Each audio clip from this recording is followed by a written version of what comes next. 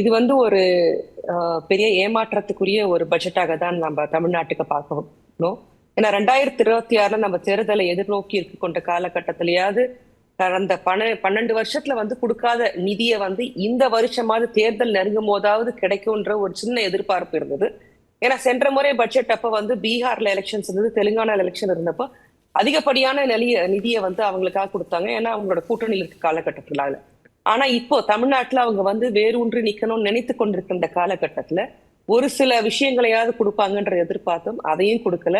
அது மட்டும் இல்லாம ஏற்கனவே நாங்க அப்ளை பண்ண அந்த கோயம்புத்தூர், மதுரை அதையும் எதிர்பார்த்தோம், அதுவும் வரல. அதே மாதிரி ஜல் சக்தியில வந்து நமக்கு வந்து நிதியை வந்து குறைச்சுதான் இருக்கிறாங்க.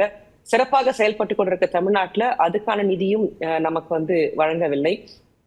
அதே மாதிரி பாத்தீங்கன்னா நம்ம சமகர சிக்ஷா எஜுகேஷனுக்கான நிதியையாவது வருவாங்கன்னு பார்த்தோம், அதையும் கொடுக்கவில்லை.